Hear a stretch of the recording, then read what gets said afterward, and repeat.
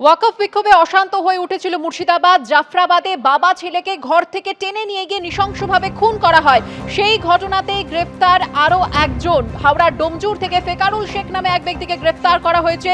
আর এ নিয়ে বাবা ছেলের খুনের ঘটনায় গ্রেফতারির সংখ্যা বেড়ে 5। খুনের পর ধুলিয়ান থেকে পালিয়ে যায় ফেকারুল, এমনটাই খবর পুলিশ সূত্রে। কথা বলবো আমাদের প্রতিনিধি পার্থপ্রতিম ঘোষের সঙ্গে। পার্থপ্রতিম, কি অভিযোগ রয়েছে ধৃতের বিরুদ্ধে? দেখো, তুমি জানো যে জাফরাবাদে বাবা ছেলের খুনের ঘটনায় পুলিশের তরফ থেকে বলা হচ্ছিল যারা যারা যুক্ত রয়েছে তাদেরকে গ্রেপ্তার করা হবে, এবং এই ফেকারুল শেখ যাকে গতকাল রাত্রেবেলা হাওড়ার ডোমজুর থেকে গ্রেপ্তার করেছে রাজ্য পুলিশ, এবং এই ফেকারুলের বিরুদ্ধে যে বিষয়টা পুলিশ সূত্রে দাবি করা হচ্ছে সেটা হচ্ছে ঘটনার দিন অর্থাৎ জাফরাবাদে বাবা ছেলেকে খুনের ঘটনার সময় ফেকারুল সেখানে উপস্থিত ছিল, এবং তাকে বেশ কিছু যে ভিডিও পুলিশ সংগ্রহ করেছে সেই ভিডিওতে তাকে অস্ত্র নিয়ে থাকতেও দেখতে পাওয়া গিয়েছিল বলে পুলিশ সূত্রে দাবি করা হচ্ছে।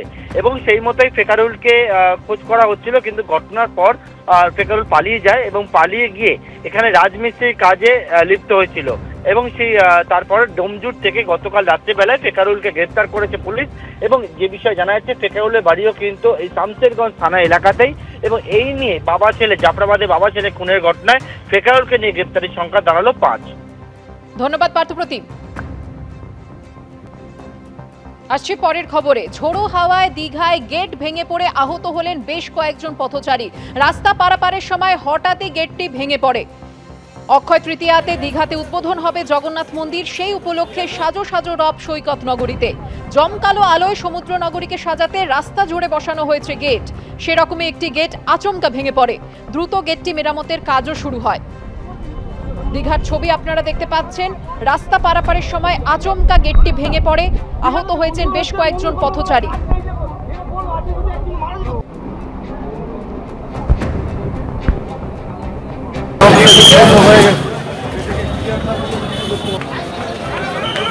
দীঘায় জগন্নাথ মন্দির উদ্বোধন উপলক্ষে সাজো সাজো রব, জমকালো আলোয় সমুদ্র নগরীকে সাজাতে রাস্তা জুড়ে বসানো হয়েছে এরকমই একাধিক গেট। সেরকমই একটি গেট আচমকা ভেঙে পড়ে।